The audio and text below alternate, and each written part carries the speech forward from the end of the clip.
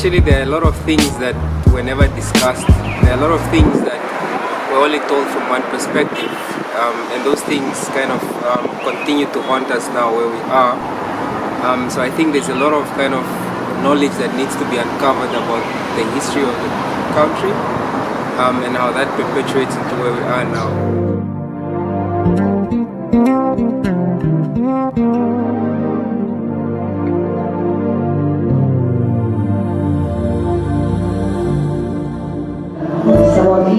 Some are cool right now, let's stop and remember what is true right now, just trust and be a fool right now. So currently in my work right now, I think a lot of it has to do with just being honest and authentic about where you are, where you stand, what you feel, and a lot of that has to do with what from the past is still on your back and on your shoulders or connected to your ankles and dragging your movement today. So it is a lot about your past and what we're feeling now. So I don't even know of a present moment, as much as we like to glorify this nowness.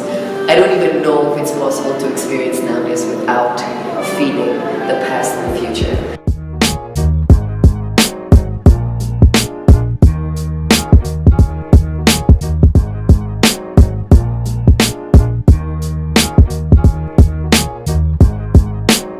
If you want to survive in Africa, you have also to be self-conscious, because people are fighting for our resources in different forms. And as they are fighting in different forms, even our food, our education, it's in a sort of a favor of the system. And the system is the one that is actually above this all. Our leaders are caught up. It's like they are in a trap. Why would you say that Namibia has been great? For me, because the thing is, I've not been in Namibia like for the longest also. But when I returned, it was partially good, partially bad, because now opportunities were more to the people who are in power, and the poor will get poorer. Corruption was worse. It's still and worse. Still, yeah, it's yeah.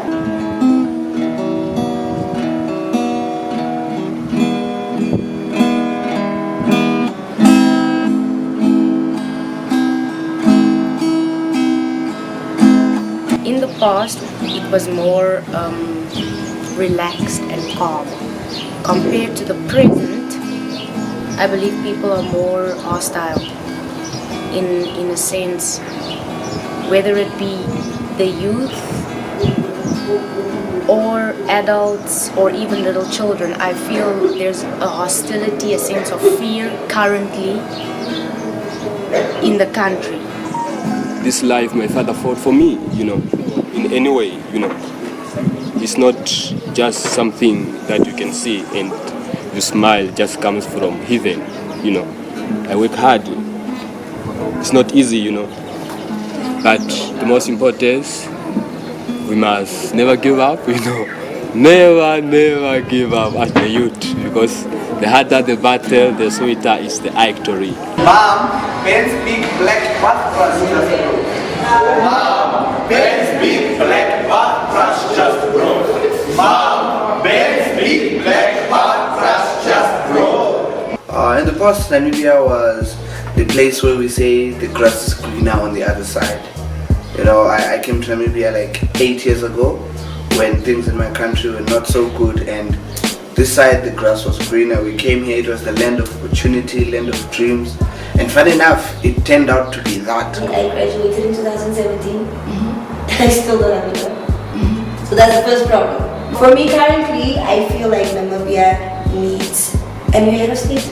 Currently, what is happening is you have a lot of issues that are happening, and you have a lot of resistance and activism and kind of expertise, but they are very fragmented.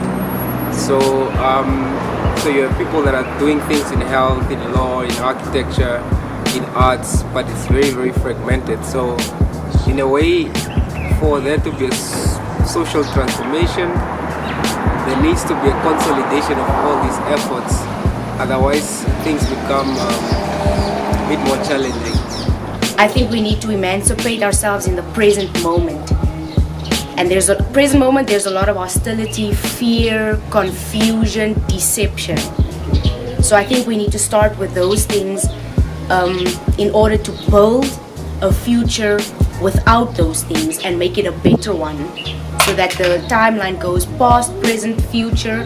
It's going better and not worse. I can't expect a glorious resolution or revolution in one day. It's also that. I think the conversation is also this patience that we all know in our wise selves, and on a restful Sunday, is patience is required. But then there's also urgency, and that being something that we know is necessary too for change, because revolution doesn't happen in a place of comfort and ease necessarily. Why would we demand anything better if we were chilling? I feel like we need younger leaders than the old. But younger is also a problem, mind you. I'm just saying, we have seen our older people in government mess things up. So I'm like, okay, this guy took 20 million from, our government, and all he got was, and a $20,000 fine. And look at how much he took, and look at how much he's paying for him. I don't want to blame our leaders anymore, because I know there is a system that runs the whole system. The system is on our elders, so it's on the youth to notice that we are only being fed bad about ourselves, and we are not being told stories about who we used to be. We are not having stories about the good and greatness of Africans. We Africa, we have everything that we want. We don't have to run around, because all the resources that we have, we can come up with this solution, Do you see any change happening, or do you think we're going backwards? Do we own our mines? Do we? Okay. Do we import our stuff? Yes. Do we have refineries? So even if we have our diamonds, we send them to South Africa, So if we have the same people in power, Namibia will stay the same. Namibia will crash and die. At the stage that we are right now, to me, it's a danger, because we are being depopulated. Your food is already poisoned. The news is not yours, and the news is making our elders to be monsters. Some of our elders, like yesterday, Robert Mugabe died a few days ago.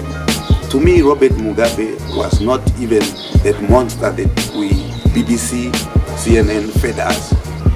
Yes, things are not so great as before, but it happens. It's Africa, we learn from mistakes and stuff. And what I see about Namibia in the future, Namibia still has the potential to be great. People are now getting conscious, people are now getting educated, people are becoming aware, As in back in the days, people were just happy that they are living in a country that they have the government backing them. Now they are getting aware, now they're getting educated, they know what they want, they know what they deserve. The way I see the future is that there will be a new wave of politically conscious youth that operate differently from what common wisdom, the way we've been practicing politics and kind of activism in Namibia. And as you can imagine, it's more influenced by the global setting. So I think that's a very exciting thing. And there seems to be a very slow awakening of a new generation that understands certain things, and they refuse to be fooled by political talk or political rhetoric, because they are affected by certain things. So they kind of understand things differently now from how we understood things in the past. The future is a balance. So let me get to the future. In my mind, I see Namibia as a future getting to a place of balance where we know